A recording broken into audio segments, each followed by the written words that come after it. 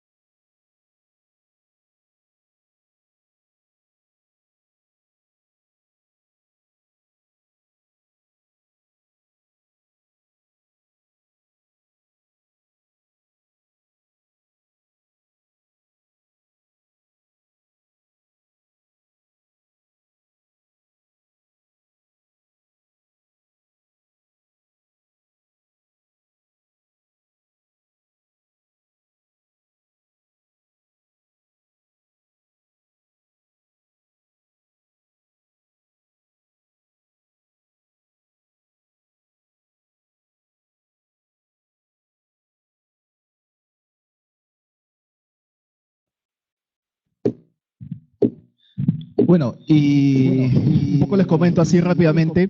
La idea, hay varios veo acá que estuvieron la semana pasada, el martes, hicimos un seminario justamente que era el preámbulo para este diplomado. Y le cuento un poco la historia. Nosotros habíamos conversado con Cristian porque teníamos pensado ya en el instituto venimos desarrollando diplomados especializados, cursos in-house, el diplomado en seguros que hacemos, cursos especializados, talleres, y pensamos en este curso, inspección, que hay mucho o poca o casi nada programa educativo, ¿no? Que uno encuentra en el mercado de inspección de riesgos, ¿no? A mí particularmente igual me interesa, igual yo voy a quedar acá compartiendo aulas con ustedes. Entonces se desarrolló este diplomado para dar esa herramienta, no solo al corredor de seguros, sino a todo aquel profesional que trabaja en el mercado de seguros, perito, ajustador, y todo aquel que quiera profundizar en este tema de inspección de riesgos, ¿no?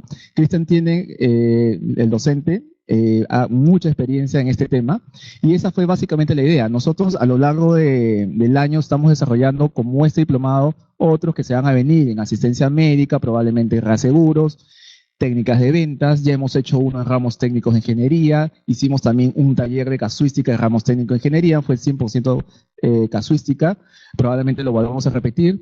Tenemos los cursos especializados, los cursos in-house para empresas, ¿no? Entonces, esa ya es básicamente cómo nace este diplomado, ¿no? Entonces, es un diplomado corto, son 4 sesiones, son 4 martes que vamos a estar acá de 7 a 9 y media. Hoy tenemos el coffee break de bienvenida que va a ser a las 8, 15 minutos, de 8 a 8 y cuarto. Todos ya tienen o han recibido la llamada, y lo pueden ver mañana en su correo, un aula virtual.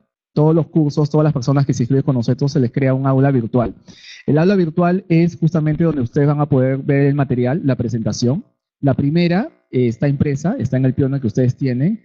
La segunda, tercera y la cuarta, ustedes la pueden descargar y ahí traerla, adicionarla a su pioner. O pueden traer también, si gustan, su tablet o su computadora y pueden seguir la clase directamente acá, ¿no? Entonces va a haber una evaluación al final del diplomado, el 25. El 25 acaba el diplomado y luego nosotros estamos comunicando de una evaluación que también es en la plataforma, en el aula virtual. Ahí vamos a ponerle la fecha y ustedes van a poder dar el examen ahí y ahí mismo se califica, ¿no? ¿Qué más sobre el diplomado? Es básicamente eso. Bueno, Cristian da las 4 clases del diplomado. Y nada, si alguno no ha recibido o no pudiera ingresar a la plataforma virtual, al Edmodo, escriben al correo puede ser al mío directamente, que tiene mi tarjeta ahí, o al de académica@institutoseguros.com, o nos llaman y nosotros gustosamente lo atendemos, ¿no? Entonces, sin más preámbulos, yo voy a presentar, ya muchos de ustedes lo conocen, a quien nos acompaña el día de hoy. Es actual sugerente adjunto en Marsh Redder, egresado de la carrera de Ingeniería Industrial en la Universidad de Lima, jefe de operaciones de APS SRL Ajustadores y Peritos de Seguro, ha sido también supervisor técnico de riesgos en la misma empresa, jefe del área también de Ingeniería de Caros Perú, jefe de planta de Starline, entre otros cargos en la industria de Ingeniería de Seguros. Así que pido un gran aplauso para nuestro especialista, a Cristian Rodríguez.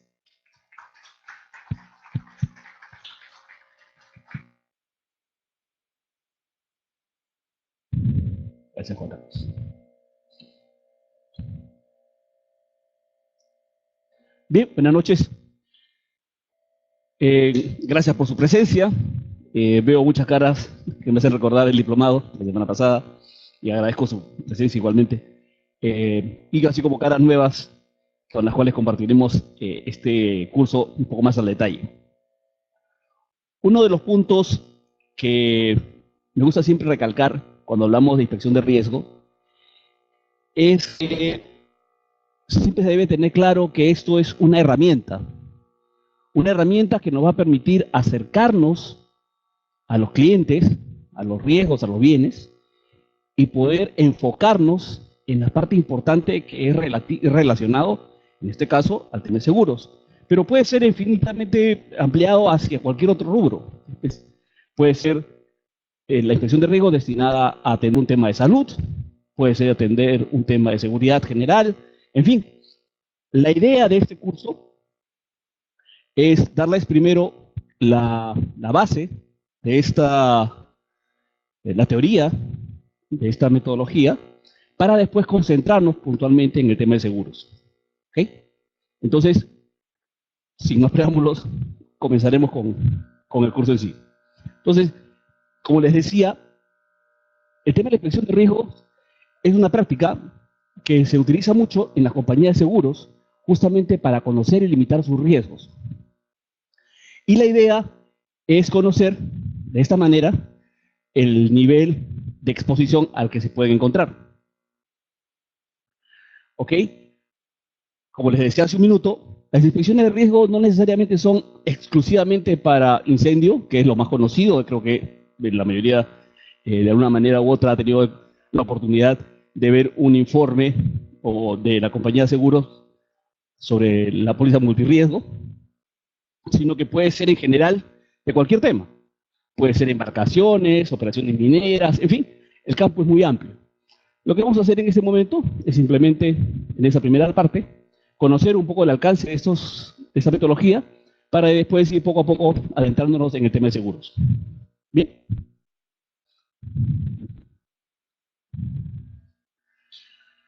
Ok, la inspección de riesgos, de por sí su definición, ok, hace referencia a la acción y efecto de inspeccionar. Muy buenas. Y la idea es tener o hacer una exploración física de lo que se quiere entender o conocer. Por lo tanto, si en alguna ocasión les han tenido la oportunidad de que alguien le ofrezca una inspección de riesgos desde un escritorio, empleando unas fotografías, tengan por seguro que eso no es una inspección de riesgos. ¿De acuerdo? Para hacer una inspección hay que apersonarse donde se encuentra el bien que se quiere observar. Y la idea es recoger durante la visita las diferencias que en realidad existen con otro similar, porque son justamente las diferencias las que mayormente van a producir los riesgos a los cuales vamos a analizar. ¿De acuerdo? Entonces, la idea de la inspección, si bien es cierto, es de apersonarse y observar el bien o el elemento a evaluar, esta evaluación necesita tener cierta pericia para poder identificar esos riesgos, hacer las diferenciaciones e identificarlos. ¿Ok? A veces hay personas que se animan a hacer las inspecciones de riesgo o a hacer una evaluación cuando no tienen el expertise o la capacidad de poder percibir las diferencias. ¿Ok? Entonces, muchas veces nos sucede que esa impericia no nos permite ver justamente aquellas cosas o nos hacen confundir las cosas. Esa imagen que están viendo, por ejemplo, ustedes en este momento, que aparentemente son un loro, una guacamaya, fíjense bien, no es una guacamaya. ¿Ok? Esa capacidad que justamente les pediría a ustedes en este momento para poder darse cuenta de esa diferencia es justamente el elemento clave para poder identificar los riesgos cuando uno visita una instalación. Es esa capacidad, esa profundidad, esa minucia, esa percepción la que nos va a permitir separar lo aparente de lo real. ¿Ok? Si se pueden dar cuenta, es una persona. ¿Ve? Esta es su pierna, esta es su otra rodilla, de su cara, el hombro y el codo. ¿Ok?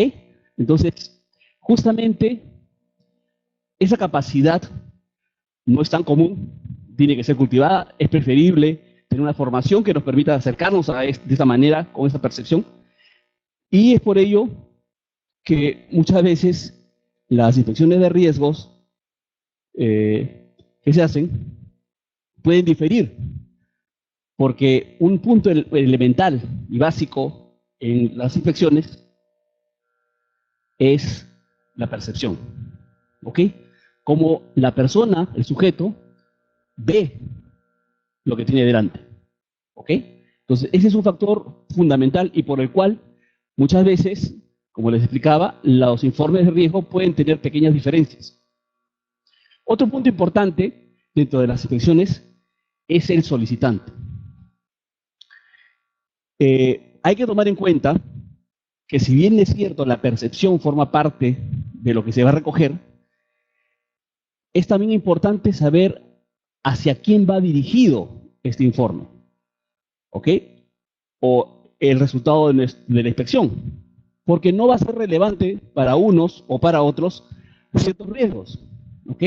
Para las compañías de seguros, de repente algunos riesgos no son relevantes. Vamos a imaginar que estemos hablando de una póliza patrimonial, el tema de riesgos humanos pasa a un segundo plano, ¿cierto?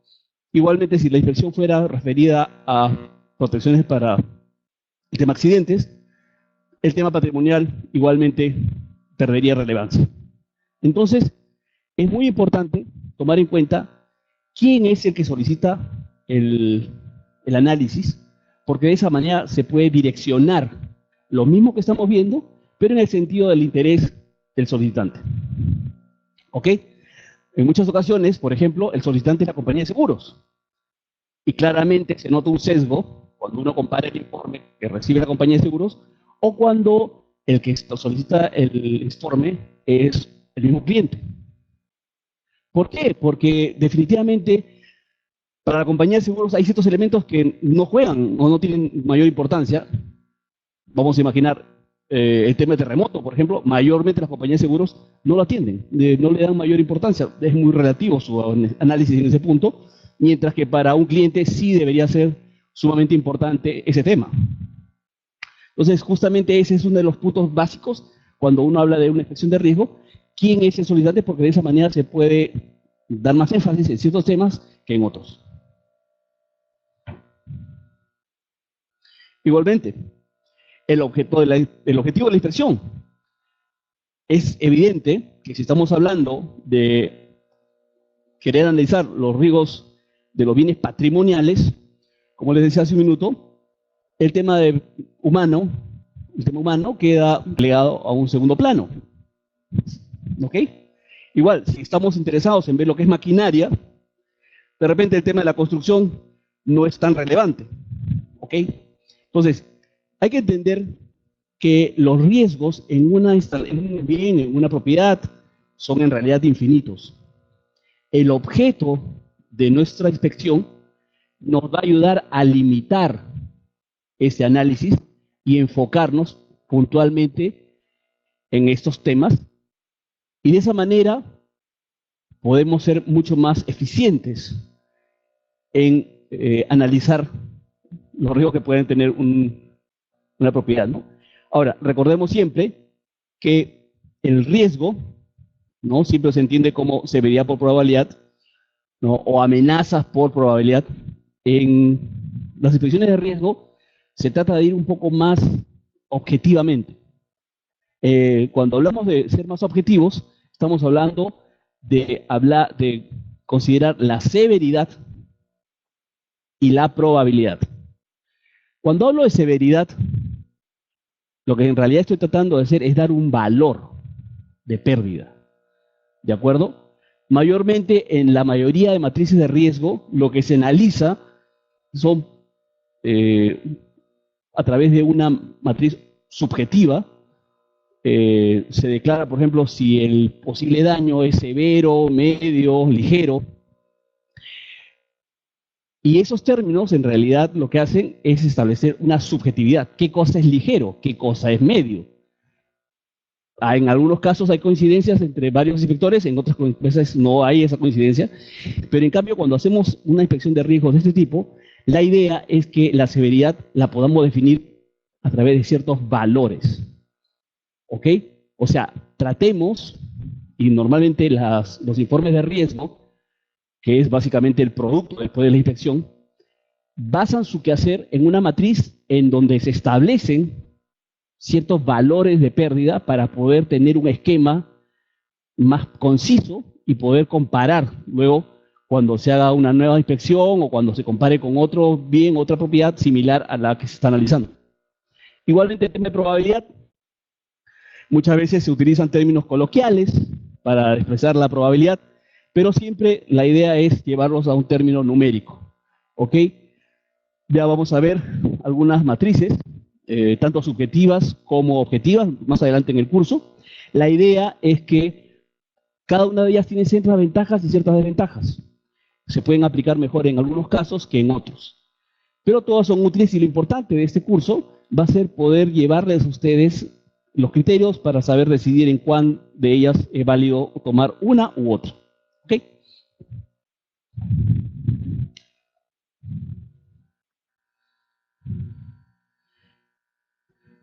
Bueno, ya hemos hablado del objetivo, hemos hablado del sentido de o el solicitante de la inspección. Hablemos un poco del inspector de riesgo. Habíamos dicho que la inspección en realidad pasa por la percepción, ¿no? En la imagen de la guacamaya que habíamos visto. Y bien, la percepción está sujeta a la persona que realiza la inspección. La persona que realiza la inspección tiene que tener la capacidad y el conocimiento para poder identificar correctamente las amenazas y después llevarla a términos de riesgo. Entonces, si por ejemplo tenemos que analizar una embarcación, es un poco difícil que un ingeniero agrónomo pueda hacer y que haga la evaluación. No digo que sea imposible, lo puede hacer, pero creo que más apropiado podría ser de repente alguien que esté familiarizado con las embarcaciones o haya trabajado cierto tiempo en ellas, ¿no? Sin contar a los marinos, ¿no? Podemos pensar de repente en una persona que ha laborado en un astillero o que ha tenido muchos años reparando embarcaciones, ¿de acuerdo? Entonces, el inspector debe estar familiarizado con el riesgo. O por lo menos tener cierta experiencia que le permita haber acumulado el conocimiento suficiente para poder percibir correctamente, como digo, las amenazas que pueden estar sujetas. Si, por decir, el bien a inspeccionar es una mina, bueno, pues la persona que debe hacer esta inspección debe tener ciertos antecedentes que lo confirmen con la capacidad de poder realizar este trabajo y entender los riesgos a los que está asociado una operación minera. Eso por el lado de la percepción. Y por el otro lado, la persona tiene que tener conocimiento del objeto de la inspección, que es el punto anterior que vimos, para justamente hacer el clic, el match, de lo que está viendo contra lo que se le está pidiendo. ¿De acuerdo? Entonces, no siempre las personas, los inspectores, tienen esa capacidad. La idea es que lo tengan. Y obviamente es preferible elegir a un inspector que justamente reúna esas características, porque de esa manera vamos a tener la confianza de recibir un producto válido.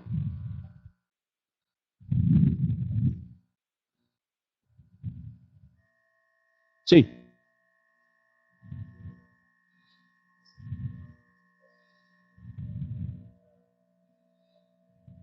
Uh-huh.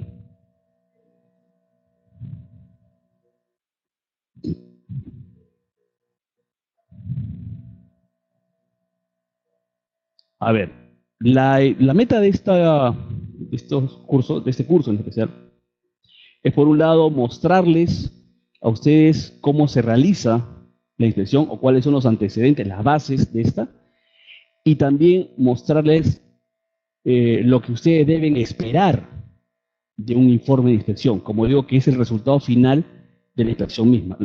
La inspección sola no equivale a nada, se tiene que traducir en un informe. La idea de esta charla es que obviamente vamos a tener un momento en donde, ya habiendo conocido estos antecedentes, vamos a pasar a analizar cómo debe presentarse la información. Para ello, les voy a mostrar algunas herramientas, algunos elementos de juicio, como por ejemplo, para el tema de terremoto. No sé si ustedes conozcan que la Münchener tiene un software, el NATAM, ¿no? En donde simplemente uno pone las coordenadas y este programa les indica el nivel de riesgo por terremoto, o sea, las zonas sísmicas, ¿no? Zona 4, zona 6, zona 4, zona 3.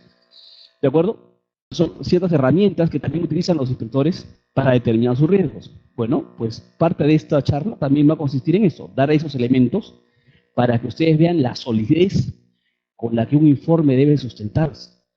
Porque el gran problema que se tiene es que, si bien es cierto, se puede sobreentender que la inspección de riesgo es importante, muchas veces el problema es que no se tienen las herramientas para realmente ponerlo a juicio. Y se lo comento esto porque lo he visto no solamente entre los corredores, sino lo he visto hasta en suscripciones de compañías de seguros. Cuando no existe ese conocimiento, cuando falta esa expertise de saber qué pedir o qué esperar de un informe de riesgo, uno se encuentra con que a veces le dan gato por liebre. Y como le digo, lo he visto hasta en compañías de seguros. Uno de los trabajos prácticos que vamos a hacer acá, espero que nos alcance tiempo para hacer dos, pero uno de los que de todas maneras vamos a hacer es someter a revisión un informe de riesgo de una compañía de seguros. ¿Ok?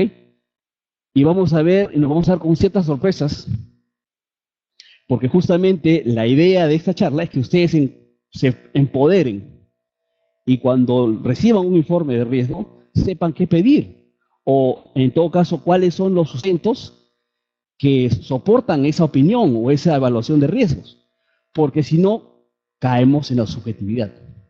Y eso es lo que siempre debemos de tratar de evitar. El mundo, a nivel internacional, está tendiendo a dejar esas evaluaciones subjetivas por evaluaciones más objetivas. También vamos a tener oportunidad de ver algunos alcances y lo que se viene en el futuro. Bueno, cuando llegue a para Perú, de repente será dentro de unos 20 años. Pero la idea es que poco a poco vayamos hacia dónde tiende el mercado del asegurador y la importancia de la solidez de estos criterios. Entonces no se trata simplemente de recibir un papel que diga, oye, tu riesgo es malo, sino, oye, dime por qué.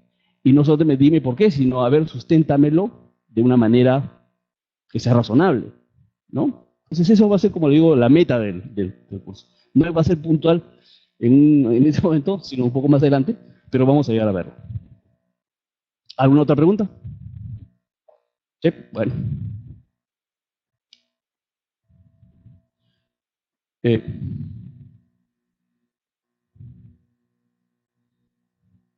Bueno, entonces le decía que como opciones de evaluación tenemos las evaluaciones subjetivas y las evaluaciones de riesgo objetivas. Ya les acabo de mencionar que las subjetivas en realidad descansan un poco en el criterio de la persona que hace la evaluación, que es interesante porque a veces, si la persona es bien formada, tiene cierta solidez en sus antecedentes, el criterio o su opinión es válida.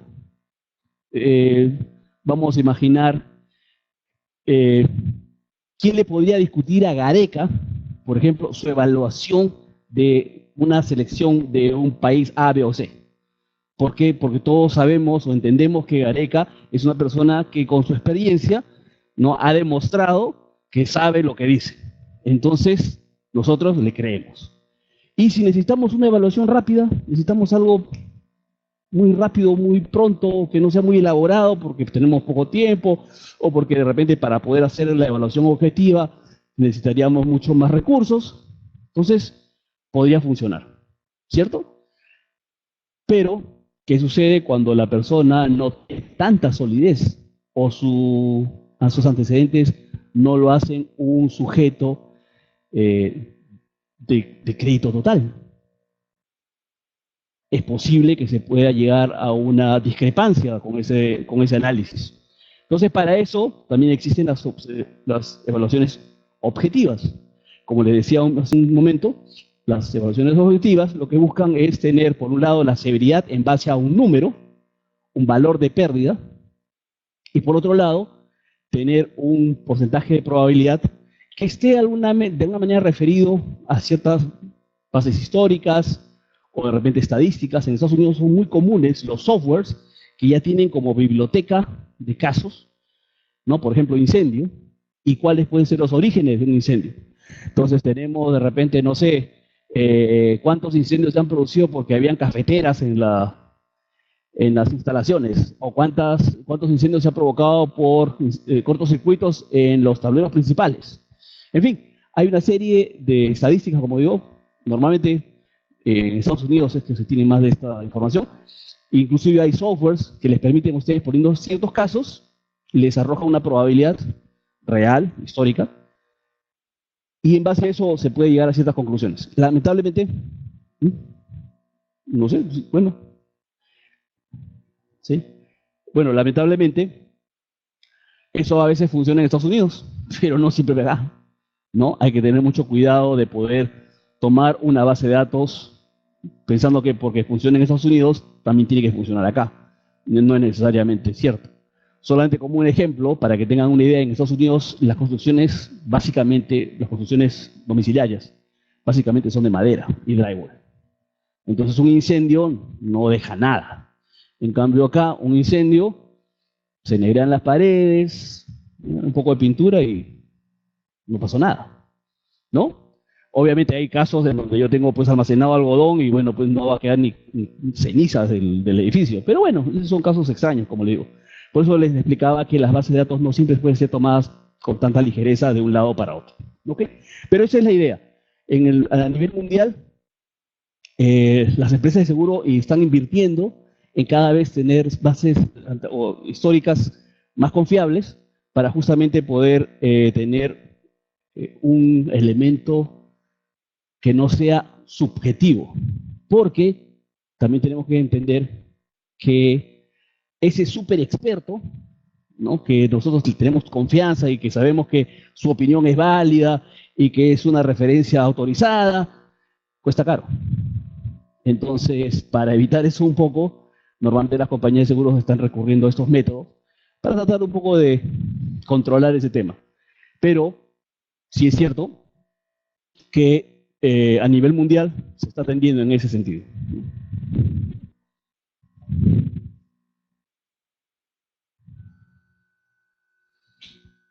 Bien, habiendo hecho ese antecedente de lo que es las inspecciones de riesgo y la importancia de cada uno de estos elementos, pasemos ahora sí a lo que viene a ser los protocolos de inspección. Cuando una persona va a atender a una inspección de riesgos, pues tiene que ir completamente equipada para hacer esta tarea. Y obviamente esto engloba una serie de temas y puntos que son indispensables tomar en cuenta. Para comenzar, tiene que estar correctamente protegido.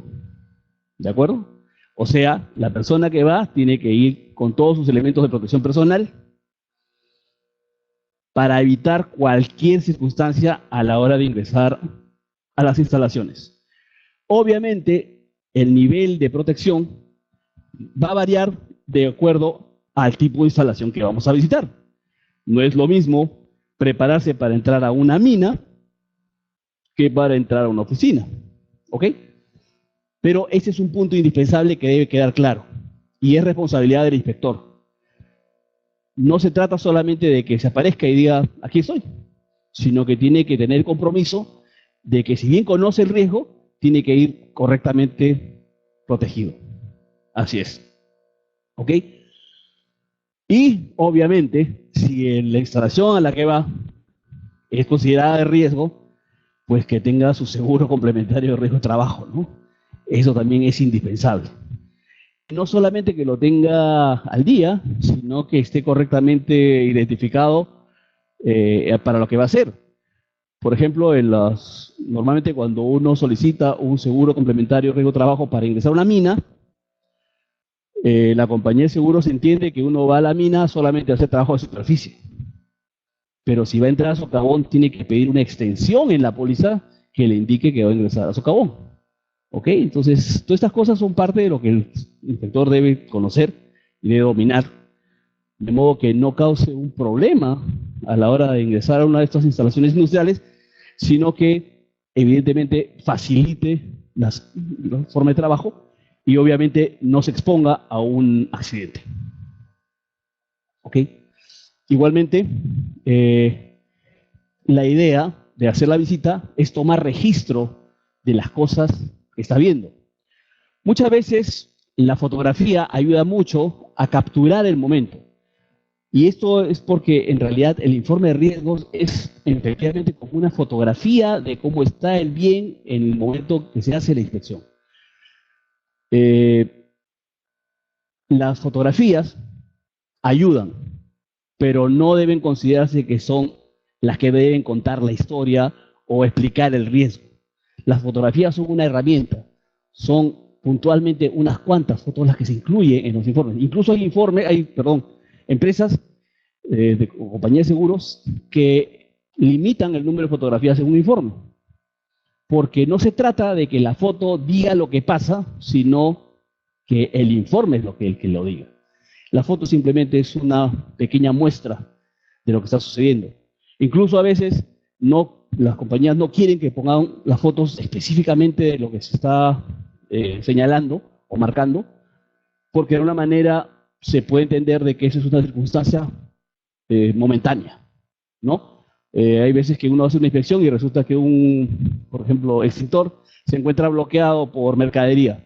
Eso es algo que es muy circunstancial, ¿no? Entonces las compañías de seguro, por ejemplo, ese tipo de cosas, prefieren no mencionarlas, que no las incluye. En fin, como les digo, la importancia del registro es que este va a servir después para justamente elaborar el informe apropiado.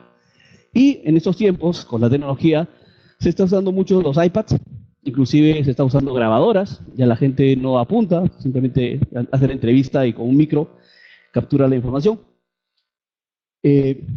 Y si bien todas esas son herramientas, como digo al final, son básicamente para poder registrar y después volcar todo lo capturado en el informe propiamente dicho.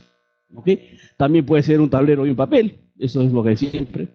Yo en lo personal prefiero de esa forma, ¿no?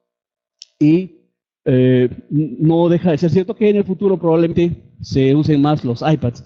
He conocido inspectores que vienen de Londres que efectivamente toda la información la manejan con iPads, incluso las fotografías, todo, y van registrando directamente, terminan la visita y ya tienen el informe. ¿Ok? Sí.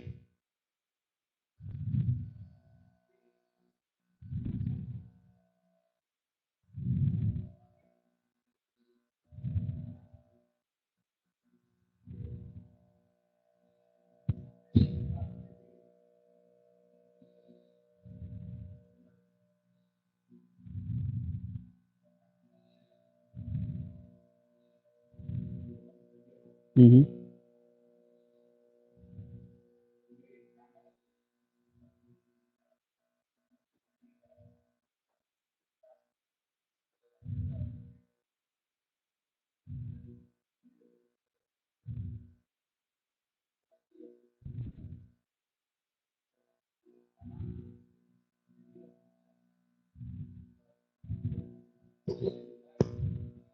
Sí, claro.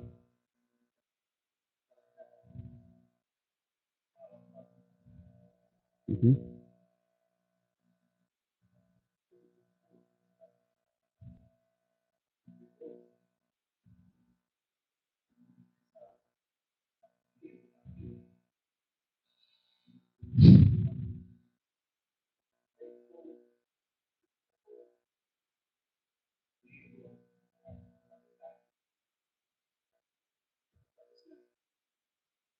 No necesariamente. ¿Por qué? Porque, a ver, te explico. Quien recibe el informe de la inspección, el informe de riesgo, básicamente es un suscriptor. Y muchas veces el suscriptor no tiene el tiempo para sentarse a ver todo el video o para tratar de entender las diferencias que pueden existir en cierto tramo o en cierta sección.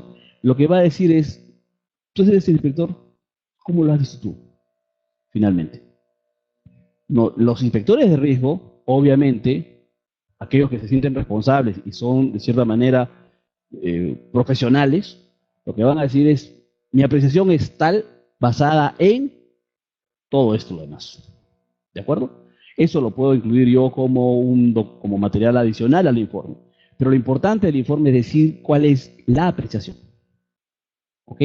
Por eso justamente lo que decía con respecto a del uso de las matrices y el uso de la capacidad de los inspectores para poder decir de cierta manera o expresar el riesgo, ¿no? A través de esta metodología subjetiva, puede ser como digo, o en base justamente a toda esta documentación, preparar una matriz y mostrar como un resumen lo que yo ya he apreciado a través del video, las cámaras, las evidencias. Obviamente, como digo, forma parte de ya del celo profesional, dar una opinión y sustentarla diciendo, ok, yo me baso en A, B, C, D, ¿no? Pero básicamente esa es la razón. Normalmente los suscriptores no son de leer mucho. Honestamente, lo que mayormente se hacen es básicamente leer el resumen principal del informe y ya cuando entran a ciertos riesgos, ya ahí sí consultan completamente las áreas o los puntos del informe. Pero por lo general, lo típico es que prefieran una opinión, ya sea verbalmente o ya sea por escrito, pero que les permita resumir justamente todo ese expertise, ¿no? Y es por eso que es tan importante, ¿no?, el tema de elegir correctamente al inspector por su capacidad, sus antecedentes, su conocimiento del tema. Uh-huh. ¿Ok? Sí.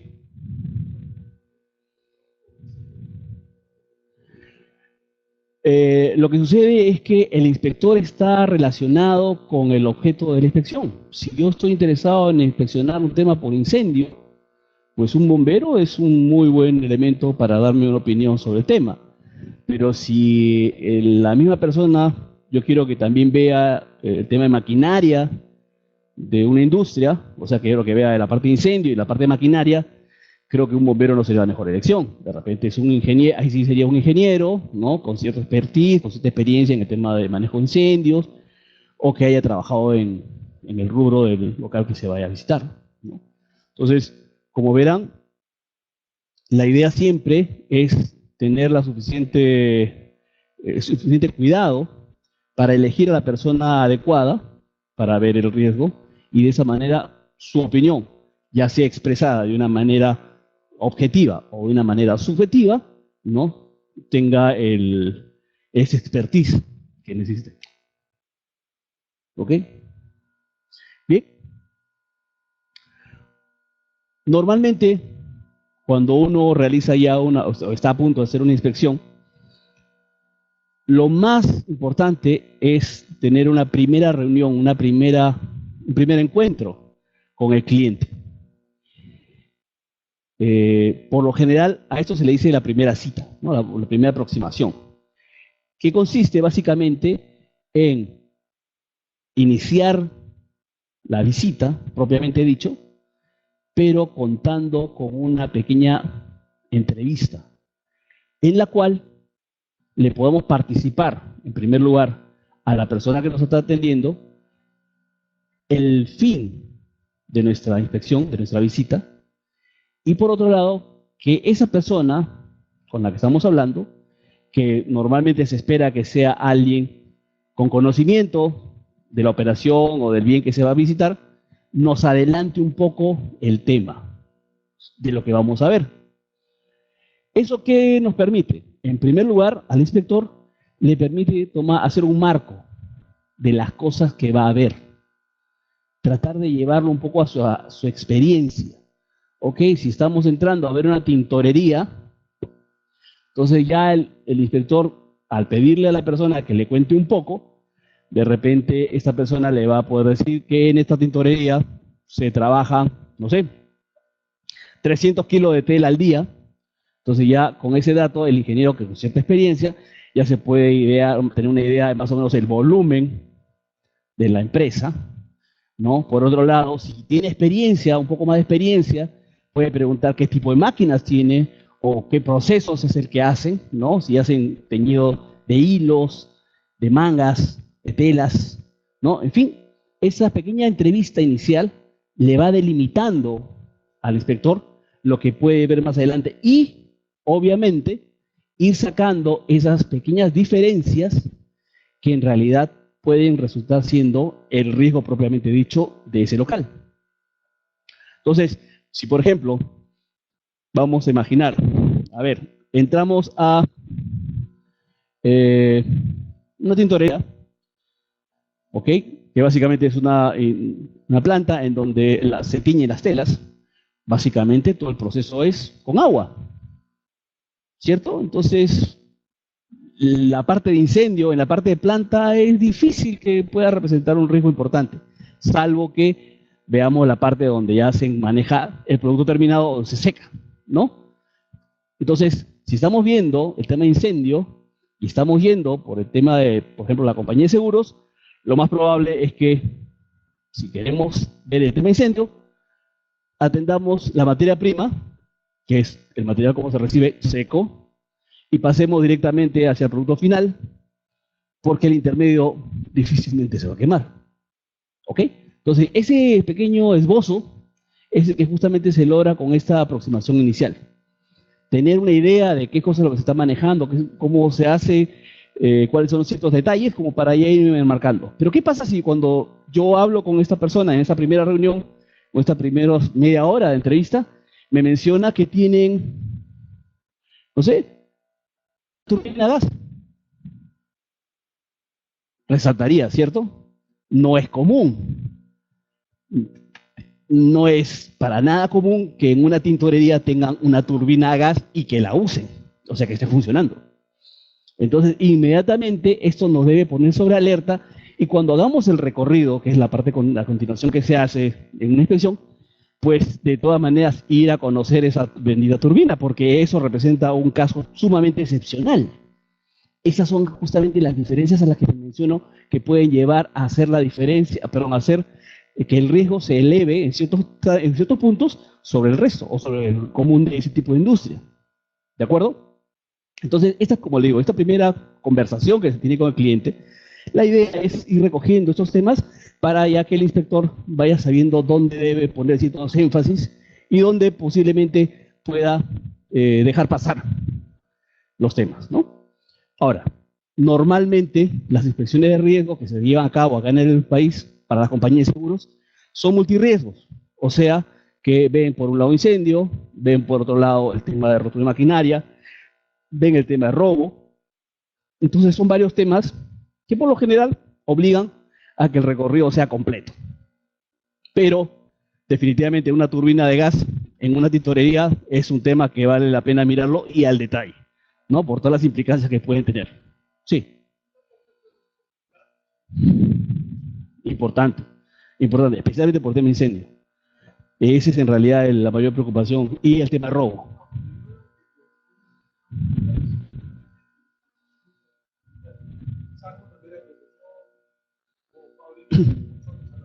Claro, claro.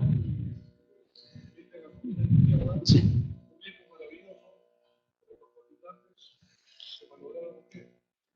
A ver, les explico.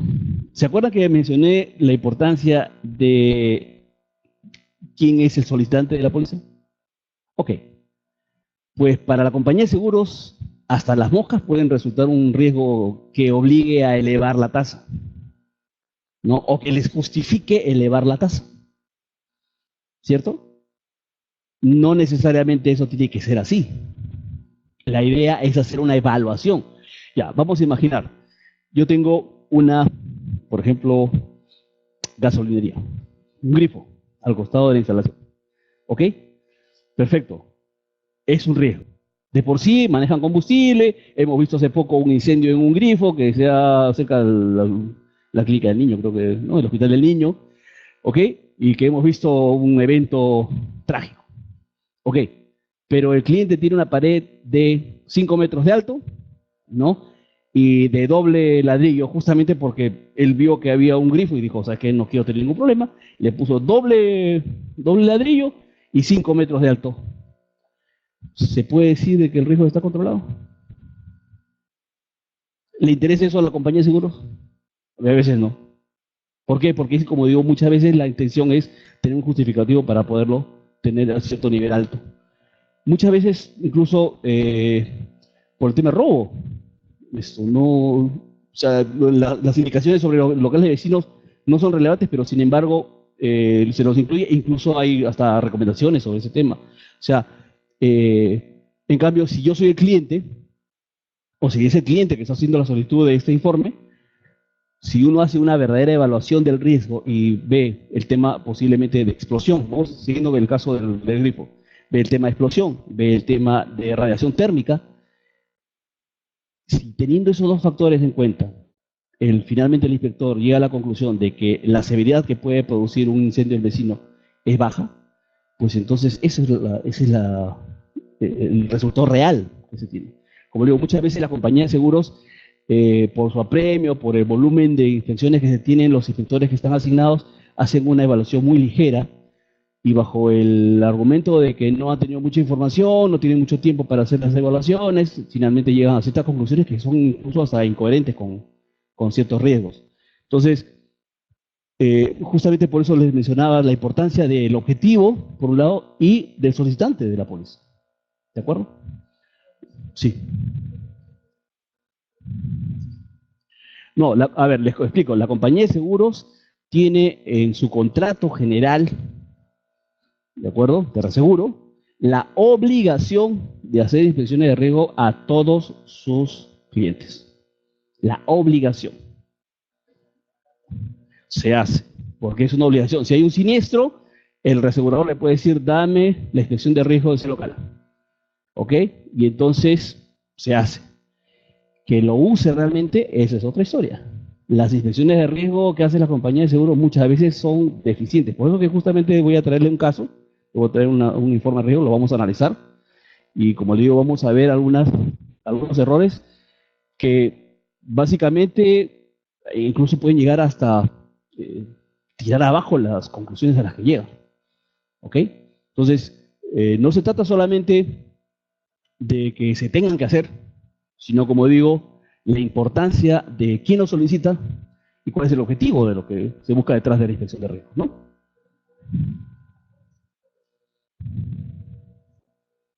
Ah, perdón, ok, estaba refiriéndome a los riesgos patrimoniales.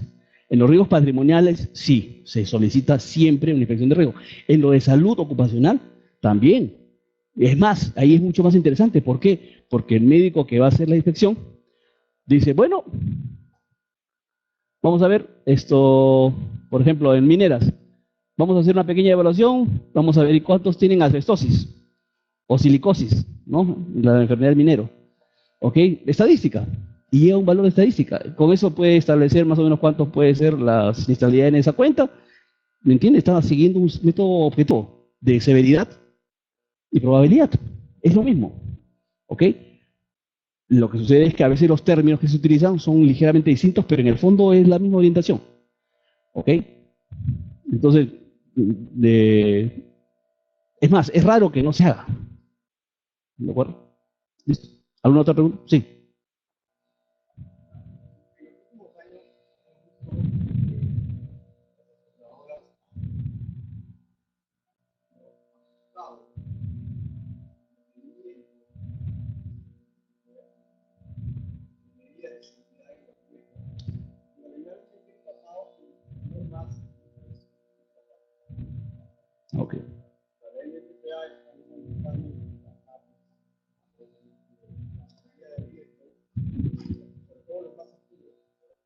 Ujú.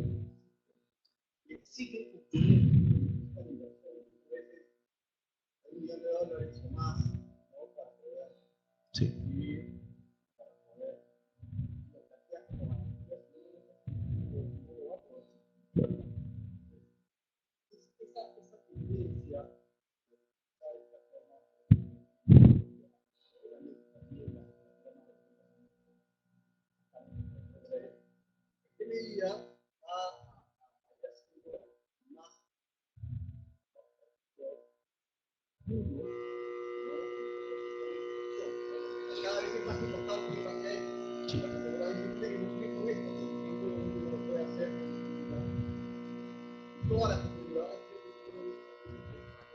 Ok. Sí, sí. Sí, sí. Sí, sí, sí. A ver, voy por partes, porque en realidad la respuesta a esto tiene dos direcciones. La primera es que, quieras o no, el Reglamento Nacional de Edificaciones ya contempla considerar el tema de la NFPA dentro del diseño de protecciones de cualquier edificio. O sea, si sea un edificio de viviendas, más de 5 pisos, ya tiene que tener un sistema de bomba contra incendio listada y aprobada por la NFPA. Ok, entonces en ese sentido ya no se puede hacer nada. Que las compañías de seguros han puesto el pie, el hombro y el codo para meter ese tema en el reglamento, esto también es cierto. Ok, me queda clarísimo. O sea, yo he sido testigo muchas veces de esas conversaciones. Ok, pero, y es justamente lo que quiero mostrar más adelante, cuando uno hace una evaluación de riesgo, ya tiene identificado el riesgo y de ahí uno tiene la opción de trabajarlo, ya sea disminuyéndolo, ¿no? La gestión de riesgo. Yo puedo tener alternativa de alguna manera partir el riesgo, o sea, separarlo para que la severidad sea menor.